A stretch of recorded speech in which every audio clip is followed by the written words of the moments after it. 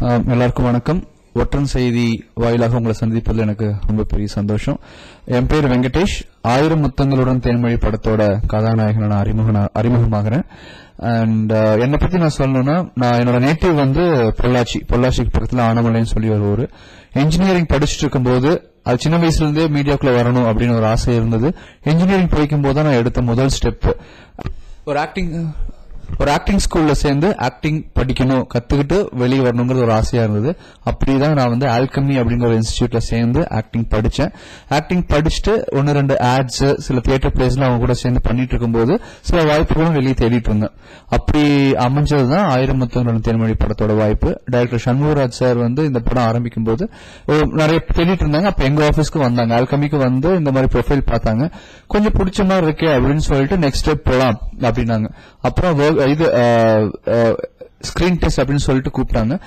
Screen test மட்டும் கிட்டத்தட்ட 3 months நடந்தது. ஒரு 7 to 8 times எங்க ஆபீஸ்க்கு வந்துட்டு போனேன். அப்புறம் 3வது மாசம் முடியும் போது சொன்னாங்க, இந்த மாதிரி ஓகேப்பா நம்ம கன்ஃபார்ம் பண்ணிக்கலாம், நம்ம அடுத்த ஸ்டெப் போலாம் அப்படின்னு. இந்த மாதிரி தான் ஒவ்வொரு கேரக்டரையுமே செலக்ட் பண்ணி ட்ரெயின் பண்ணி தான் இந்த படத்துக்கு எடுத்திருக்காங்க.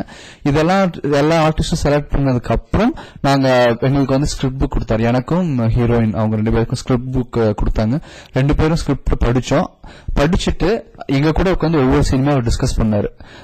டிஸ்கஸ் பண்ணிட்டு அவரோட எய்ம் என்ன அப்படின்னா, அவருக்கு வந்து ஸ்டோரியும் ஸ்கிரீன் பிளேவும் எவ்வளவு தரவா எவ்வளவு கான்பிடண்டா தெரியுமோ அந்த அளவுக்கு எங்களுக்கும் தெரிஞ்சிருக்கணும்னு அவர் ஆசைப்பட்டாரு. அது வரைக்கும் எங்களுக்கு அந்த மாதிரி ஒவ்வொரு சீனா டிஸ்கஸ் பண்ணிட்டு தான் நாங்க ஒர்க் ஷாப்பே ஆரம்பிச்சோம். அந்த ஒவ்வொரு ஸ்கிரிப்ட் ஃபுல்லா படிச்சு முடிச்சதுக்கு அப்புறம் ஒவ்வொரு சீனா அவர் நடிச்சு காமிப்பார். இந்த மாதிரி பண்ணணும், இந்த மாதிரி வச்சுக்கலாம், இந்த மாதிரி டயலாக் டெலிவரி இருக்கட்டும், இந்த மாதிரி பாடி லாங்குவேஜ் இருக்கட்டும் அப்படின்னு சொல்லி ஆரம்பிச்சுட்டு அதுக்கப்புறம் தான் கேமரால டிஜிட்டல் கேமரால ஷூட் பண்ணி எடிட் பண்ணி எங்களுக்கு போட்டு காமிச்சிட்டு தான் நாங்க மெயின் மூவிக்கு போனோம். இதனால எங்களுக்கு என்ன பெரிய பிளஸ் பாயிண்ட் அப்படின்னு சொன்னா, இவ்வளவு பெரிய எக்ஸ்பீரியன்ஸ் வந்து ஒரு நியூ கமருக்கு ஃப்ரெஷருக்கு ஃபர்ஸ்ட் மூவியில் கிடைக்குமான்னு கேட்டா டவுட் தான். பிகாஸ் நடிக்கிறது எப்படின்னு சொல்லி கொடுத்து அதை தாண்டி ப்ரீ ப்ரொடக்ஷனுக்கு தேவையான விஷயங்களையும் எங்களை இன்வால்வ் பண்ணி வேலை நடத்திட்டு ஷூட்டிங் கூட்டிட்டு போய் அதையும் வந்து மேக்ஸிமம் எல்லாமே வந்து கிட்டத்தட்ட சிங்கிள் ஷாட் சீன்ஸ். ஒரு 62-63 சீன் வந்து 62-63 ஷாட் தான். சோ சிங்கிள் ஷாட் ஹேண்டில் பண்றதுங்கிறது அவ்வளவு ஈஸி கிடையாது. கட் பண்ணி போகும்போது குட்டி டயலாக் ஒரு குட்டி எக்ஸ்பிரஷன் கட் பண்ணிடுவாங்க. இது கேமரா மூவ்மெண்ட்டுக்கு தகுந்த மாதிரி நீங்க இது கேமரா பாயிண்ட் ஆஃப் வியூ வச்சுக்கணும், டயலாக் பேசிட்டு அது வந்து இது ரொம்ப கான்பிடண்டா இருந்தது ஒர்க் ஷாப் பண்ணது. அதான் சார். Okay sir. உங்களை வந்து ஒரு புதுமுகமா ட்ரீட் பண்ணாரா இல்ல வந்து ஒரு கோ ஆர்டிஸ்டாவே ட்ரீட் பண்ணாரா?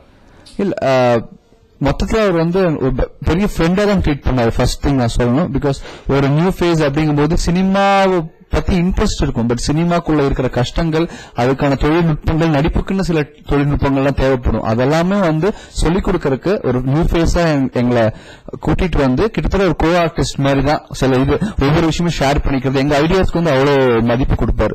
நாங்க ஏதாவது ஜஸ்ட் லைக் சொல்லல, ஏதாவது விஷயம் இருக்குன்னு சொல்லி யோசனை பண்ணிட்டு, இல்லப்பா இது இப்படி ஒர்க் அவுட் ஆகாது, இதுக்கு நம்ம இப்படியே பண்ணிக்கலாங்கிற அளவுக்கு ஃப்ரீடமும் ஒரு இதுவும் கொடுத்து எங்ககிட்ட ஒர்க் வாங்கினாரு.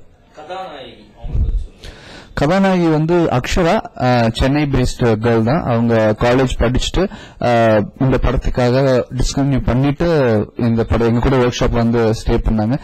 என்னன்னா நான் வந்து சினிமா வேணும், நான் சினிமா சான்ஸ் வேணும்னு சொல்லிட்டு நான் தேடிட்டு இருந்தேன்.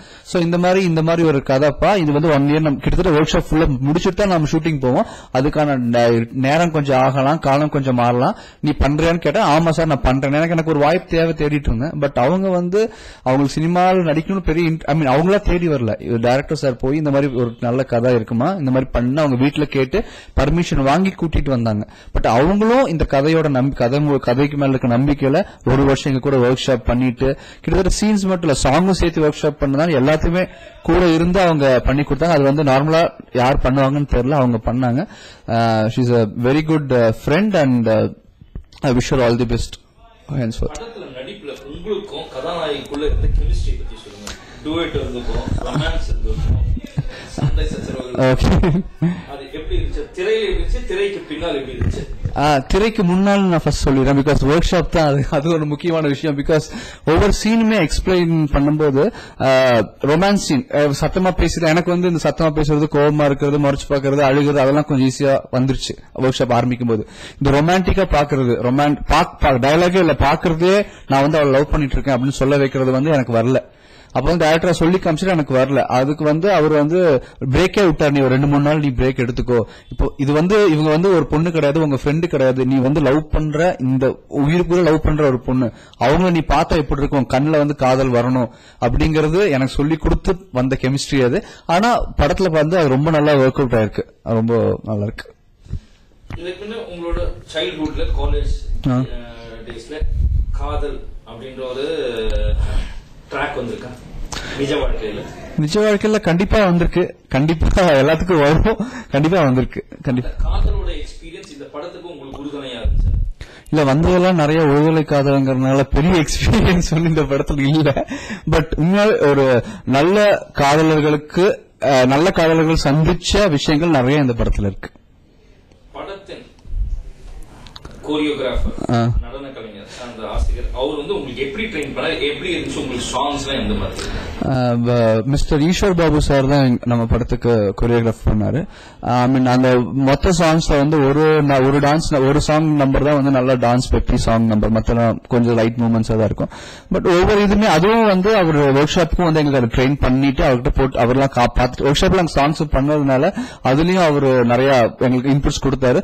இதெல்லாம் தாண்டி செட் அப்படிங்கும்போது சினாரியாவே வேற, பிகாஸ் நிறைய கட்ஸ் இருக்கும், சின்ன சின்ன கட்டுக்கு வந்து மூவ்மெண்ட்ஸ் வந்து ஃபுல் எனர்ஜியோட கொடுக்கணும். அதுல ரொம்ப ஏன்னா ஃபர்ஸ்ட் எக்ஸ்பீரியன்ஸ், நம்ம முன்னாடி டான்ஸ் கிளாஸ் போயிருக்கோம், ஸ்டேஜ்ல டான்ஸ் ஆடி இருக்கோம், அப்படி இருந்தாலும் பட் கேமரா முன்னாடி அண்டர் லைட்ஸ் அந்த கரெக்டா கேமரா ஃபேஸ் வாங்கிட்டு அந்த சின்ன சின்ன கட்ஸ் வந்து ஃபுல் எனர்ஜியா பண்றது வந்து அது ஒரு தனி கலை, அதை வந்து கத்துக்கிட்டே இருக்கும். ஆனா ஈஸ்வர் பாபு சார் வந்து ரொம்ப அழகா சொல்லி கொடுத்தாரு. படம் பெயர் 1000 முத்தங்களுடன் தேன்மொழி.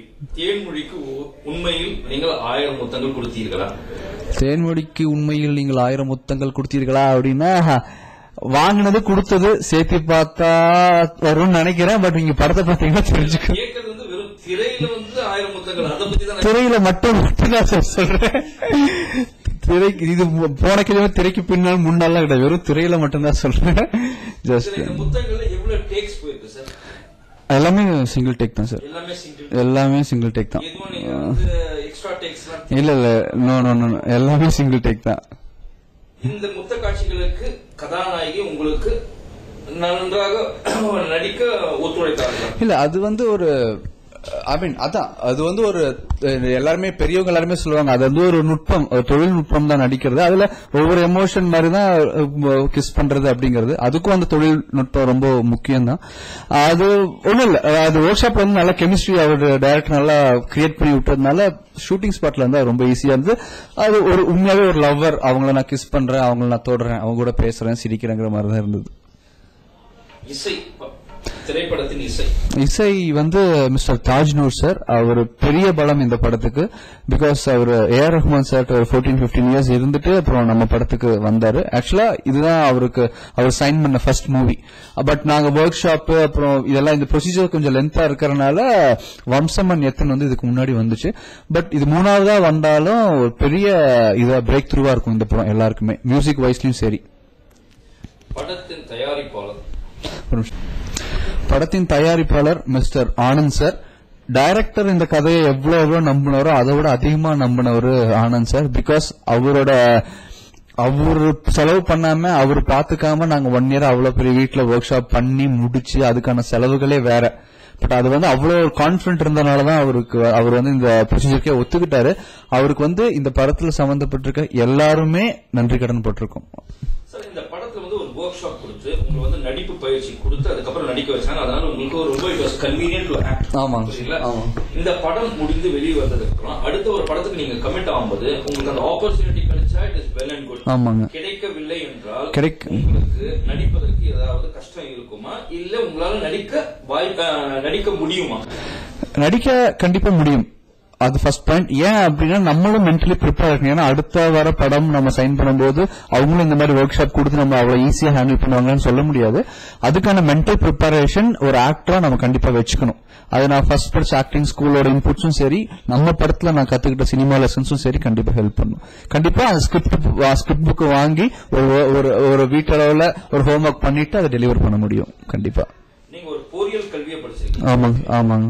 இந்த இன்ஜினியரிங் படிப்பு இந்த திரைப்படத்துக்கு எவ்வகையில் உபயோகப்படும்? இன்ஜினியரிங் படிப்பு அப்படின்னு ஃபியூச்சர்ல டெக்னிக்கல் சைடுல எதுனா இதுல போறதுக்கு வாய்ப்பு உண்டா? டெக்னிக் இல்ல, அது நான் படிச்சது வந்து கம்ப்யூட்டர் இன்ஜினியர். சோ வந்து கம்ப்யூட்டர் சைட்ல படிச்சேன். பட் இந்த படத்துக்கே சின்ன வயசுல ஒர்க் அவுட் ஆச்சு அப்படின்னா, இந்த படம் வந்து நாங்க ஒர்க் ஷாப் பண்ணிட்டு ஷூட் பண்ணிட்டு இருக்கும்போதே வந்து எடிட்டிங்லாம் நானும் உட்காந்து பண்ணிட்டு இருந்தேன். சோ எடிட்டிங் தகுந்த மாதிரி டெக்னிக்கல் விஷயங்கள் வந்து இந்த படத்துக்கு நானும் கத்துக்கிட்டேன். அதுதான் ஒண்ணு. அடுத்த படம் வாய்ப்பு உங்களுக்கு வந்துச்சு? அடுத்த படம் வாய்ப்பு இன்னும் கன்ஃபார்மா எதுவும் பண்ணலைங்க. பிகாஸ் இந்த படம் வெளியே வரணும், இந்த படத்து மூலியமா ஒரு நல்ல லேபிள் கிடைக்குங்கிற இதுலதான் வெயிட் பண்ணிட்டு இருக்கோம். இது கிடைச்சது உடனே இமீடியட்டா ஸ்டார்ட் ஆகும் நினைக்கிறேன். இந்த படத்தோட ஒளிப்பதிவாளர்கள் வந்து 2 பேர், Joshi sir, Saravanan sir. Director வந்து ஃபர்ஸ்ட் ஹாஃப் ஒருத்தர், செகண்ட் ஹாஃப் ஒருத்தருக்கு வந்து 2 கேமராமேன் ஹேண்டில் பண்ண நல்லா இருக்கும்னு நினைச்சாரு. பிகாஸ் அவங்க கேமராமேனோட தாட் ப்ராசஸிங், டைரக்டர் என்ன இன்புட்ஸ் கொடுத்தாலும் அவங்களோட தாட்ஸ்ங்கிறது கொஞ்சம் கண்டிப்பா இன்புட்ஸ் தேவை அப்படிங்கறதுனால ஃபர்ஸ்ட் ஹாஃப் வந்து ஜோஷி சாரும், செகண்ட் ஹாஃப் வந்து சரவணன் சாரும் ஹேண்டில் பண்ணிருக்காங்க கேமரா. இவ்வளவு நேரம் என்னோட எக்ஸ்பீரியன்ஸ் ஷேர் பண்ணத பொறுமையா கேட்ட ஒற்றன் செய்தி நேயர்களுக்கு என்னோட நன்றி. இந்த படத்தை நீங்க வந்து கண்டிப்பா ஃபேமிலியோட தியேட்டர்ல வந்து பார்க்கணும். உங்களோட விஷஸ், பிரேயர்ஸ், பிளெஸிங்ஸ் கண்டிப்பா எங்களுக்கு தேவை. நன்றி.